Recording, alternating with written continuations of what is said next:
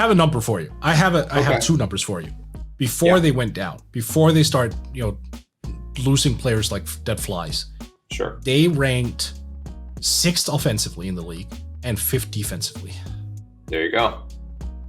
That is like when we're talking about surprises.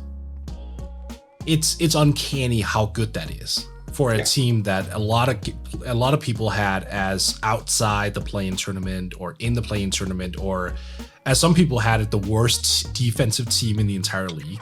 Right. All right, let's move more. I know you want to talk about the Chicago Bulls here, and I think it's fair. Oh, stop. Yeah, okay. I was about to say it is fair. Stop it. You want to talk about the Chicago Bulls. I do, but so should you. You should want to talk about them as well. I want to talk about them because their entire team is hit by COVID right now. So I think, things could be a little let's talk about them as a surprise before they play a 7-man roster and we have to, their record starts to go down a little bit. So I have a number for you. I have two numbers for you. Before they went down, before they start, losing players like dead flies. Sure. They ranked 6th offensively in the league and 5th defensively. There you go. That is like when we're talking about surprises. It's uncanny how good that is for a team that a lot of people had as outside the play-in tournament or in the play-in tournament, or as some people had it, the worst defensive team in the entire league. Right. I mean, those are legit numbers. Being almost top 5 in both categories. I'm gonna throw a word in there that I realize, I'm not saying right now, I'm not saying favorite, but when you have potentially at least top 6 in both sides, you're a contender. Name me a team that has a top 6 rating in both offense and defense who isn't a contender. Right. It's elite. That's the mark of a really, really good team. Right. Yeah. There's no question that fits the bill. And I think, the offense wasn't as much of a surprise as the defense. You're right. Everyone was like, "Oh, can you have DeMar DeRozan and Zach LaVine and Nikola Vucevic in the starting lineup and even field a league average defense?" And the answer is, Lonzo Ball and Alex Caruso in there, you sure as hell can. Yep. I mean, Ball has been good. Ball has been really good defensively. I know Pelicans fans are a little bit harsh on Lonzo, and that's fair because he didn't really live up to their expectations. And I heard a lot of rumblings. Sorry, those are two different things. That Lonzo was more a box score defender than he was an influential defender. That has not been the case this year. He has been both. Yeah. Well, I mean, again, it goes back to role, I think, and having a guy like Caruso next to him potentially puts him in the exact type of role he needs. Whereas in New Orleans, especially after they traded away Drew Holiday, he might have been overtaxed as the number 1 defender. But if you have an elite point of attack defender next to him and he can be, take the best wing, maybe that's a role that suits him better. And especially in New Orleans as well, they were leaning on him more offensively, or they had to lean on him more offensively with Zion in and out of the lineup. In Chicago, you've got DeMar and Zach gobbling up most of the shots and Vooch in there as well. So you could just tell Lonzo, hey, be an opportunistic scorer, stand around the 3-point line, but we don't need you to handle the ball every time coming up the court. We don't frankly want you to handle the ball. You can do it in transition, but in our half-court offense, you are not going to be the main focal point. You're just going to spot up and take threes. And he's done that as well. I mean, he came in and said before the season that he thought he was one of the best shooters in the league. And I saw some people pick up that quote and was like, Lonzo Ball? And I sort of get it because he was at, I think, 30. Let me just look it up. I think he was at 38 point something last year. Yeah. For 37.8. Yeah. I would guess a lot of that skepticism is also just dated from his Lakers days when, when he came into the league, his form was busted and he shot completely 31.5% from three during his 2 seasons with the Lakers. But like since he got to the Pelicans, he was a pretty good shooter on high volume, and his shot looks aesthetically better. Very much so. I mean, look, he's hitting 42% this year from range on 7.3 attempts. Yeah, I mean it's a testament to him. Like, good on him for putting in the work to fixing that shot, because I was like, his swing skill coming into the NBA. If he ever figured that thing out, it was like, oh, this guy could be really good.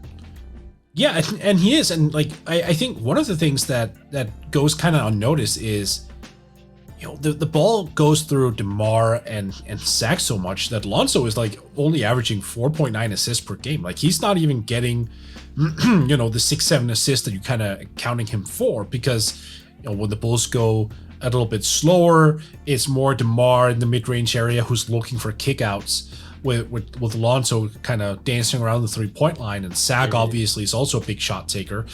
But those guys are both isolation players, and they play amongst each other. They also go to the post and Vooch. So it's not necessarily a system that generates a lot of individual assist numbers. I mean, right now they have 4 guys averaging over 4 assists, and then Nikola Vucevic, who's over 3.5, and who's over 4 for the vast majority of the season. So really 5 players averaging 4+ assists. It's a really share the wealth kind of offense in that sense. And kudos on Lonzo for buying into that. Like, I know that he was like, he wanted to have a bigger role, but, you know, I think he kind of saw in Chicago, all right, DeMar is there, Zach LaVine is there, Vucevic is there. This has potential to be great. So I'm just going to take the role that is necessary on a night-to-night basis. Right. Yeah, I mean, he's averaging a career low in assists at 4.9 per game, but he's just been a key point or a key part of this team on both ends. And I think what's scary about the Bulls is that there's still a lot of room for improvement. You know, I know Patrick Williams is out for the year, so, or what, 4 to 6 months, we're assuming out for the year. Yeah, we're assuming out for the year. Yeah, but the fruit that is still hanging here is Nikola Vucevic has not played all that well, shooting a career low 40.4% from the field, averaging only 15.2 attempts or points per game. You know, still a great rebounder at 10.5 per game, but if that offense ever comes around, you know, pair that with what DeMar is doing, what Zach is doing this year, and yeah, like, I don't think it's outrageous to say the Bulls could be a contender this year. Like, you know, right. How they match up against Brooklyn and Milwaukee will depend a lot on health, and like, God forbid, hopefully we're getting all this COVID stuff out of the way early in the season at least, so we're not going to have like star player X is now in health and safety protocols for the next 2 weeks in the playoffs, because that would suck. And like, I would just hate that that's going to be what decides the playoff series. But, you know, assuming full health on all sides, and who knows what is going on with Kyrie still, if he's going to come back for Brooklyn or not. You know, I think it's fair to put Chicago at least in the top 4 in the East. Like, I would very much see them getting out of the first round of the playoff. Like, right now they're the 2 seed. Washington is the 7. I think they could beat Washington in a 7-game series. Then they would right now have home court against Milwaukee. And that would be an interesting series. Like, I don't think that's a cakewalk for Milwaukee. I don't think it's a 4-game sweep for Milwaukee. And if they get Harrison Barnes at the deadline, I am going to pimp that up, because I think it's in play. I'm just going to be real with you. And because here's the thing, Brian, you brought up Nikola Vucevic first. Let's take it one by one. Yeah. Fully agree with you, because here's the thing. His shot profile has been the same. He just hasn't hit. And I've watched every game this year, and look, it's downright weird what's going on. I mean, he struggled since the preseason, and it's like, he doesn't look athletically diminished. It doesn't look like he has struggles with his, stamina or anything of the sort. Like physically, he looks exactly the same as that last year. It's the exact same shots that he took last year. It's everything's old Vooch. He's just not hitting them.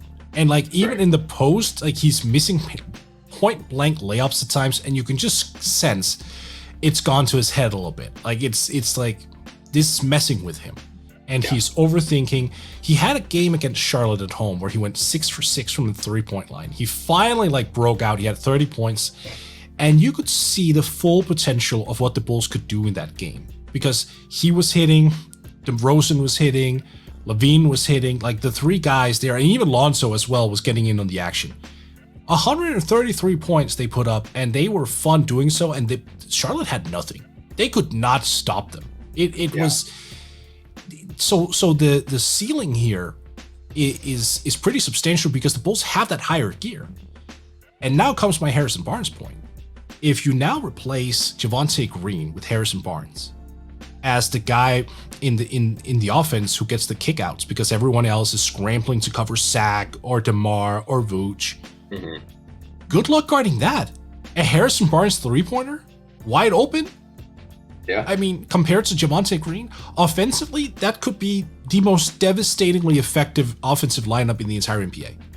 Vooch, Barnes, DeMar, Levine, and Ball. That's a 5-out offense where every single starter could average over a 3 per game.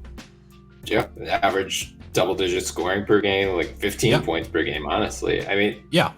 Yeah, like it's scary because the Bulls still have a lot of room for improvement, but they've been so good already. Like they're going to be clear buyers at the deadline.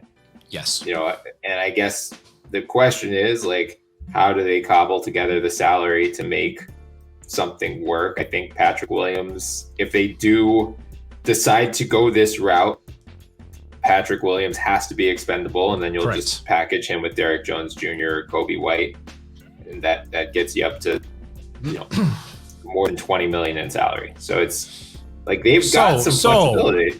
So I kind of think you want to do everything you can to keep Derek Jones Jr. there, and then maybe you're actually willing to just do Pat, Kobe, and then Troy Brown Jr. instead, like the young kids. Damn, if the Bulls are willing to do that for Harrison Barnes, the Kings would be insane.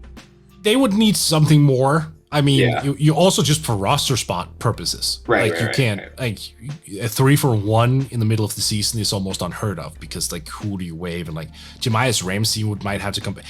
That needs to be figured out. Yeah. My point is, Derek Jones Jr. has been objectively good. Like he's actually playing the backup 5 right now, which is he's 6'5", but his defensive energy and his offensive ability to just rim run and be open, he's just doing all of the little things.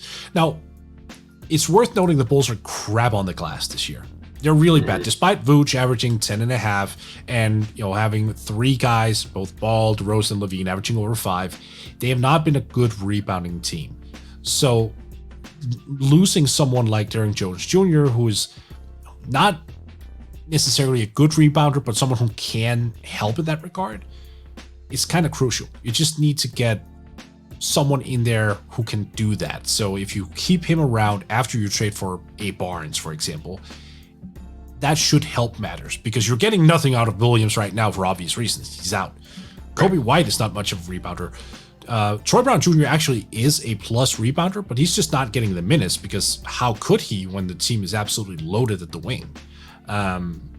So I think it really comes down to trying to hold Derek Jones Jr. Also, Derek Jones as a switching defender, very surprising. Like very, very good.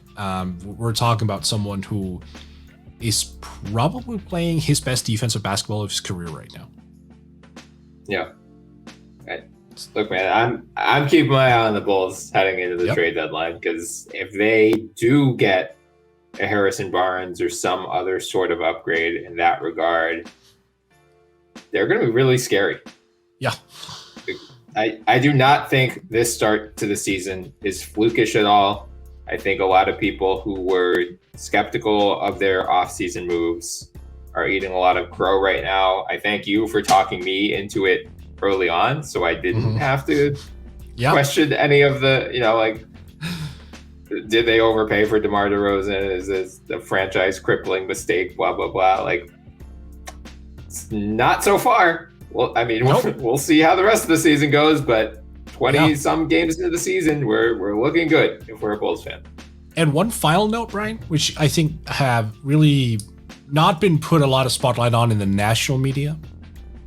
Ayo Dosunmu coming in as a second-round pick and being able to do what he does, playing all-around basketball, playing hard-nosed defense, that's been huge for the Bulls actually hitting the margins. Remember when Devonta Green was just an afterthought and the Bulls signed him to a 2-year minimum deal? Now he's a part-time starter and at the very least a defensive-oriented role player who like you almost feel bad if he doesn't get at least 15 minutes per game. Like, this is what's different this year compared to the GuardPax era. The Bulls are hitting in the margins. And when you hit in the margins, you just keep getting guys in who can play rotation minutes. And so you create this level of depth in the regular season that actually is going to carry you forward. Yeah. It's so interesting to see how that approach differs. And also, I would argue, Ayo's presence has made Coby White expendable. So that's why I'm open to moving off of him because, oh boy, it's been rough going for Coby. Yeah, well, I mean, the point on the margins, like, it just gives you more flexibility and more margin for error. Like, it's, if you do hit on the, as you said, like, hit on an Ayo, and all of a sudden this number 7 pick is now up for grabs, and some team, especially in rebuilding mode or considering rebuilding mode, is probably going to be interested in taking a flyer on a young guy with that sort of draft pedigree, especially if it doesn't cost an absolute arm and a leg to get him. Right, exactly. So you're right. I think the Bulls will be buyers at the deadline. I don't think they'll overpay. It really comes down to what is available. I don't think they'll give up, like, let's say Patrick Williams, Coby White, Troy Brown Jr., and like a flurry of first-round picks for Harrison Barnes. Nor should they. But I think they're cautiously looking around at what the market is for certain guys and acting accordingly. I don't think they'll panic. Nothing we've seen from this management team so far has insinuated panic.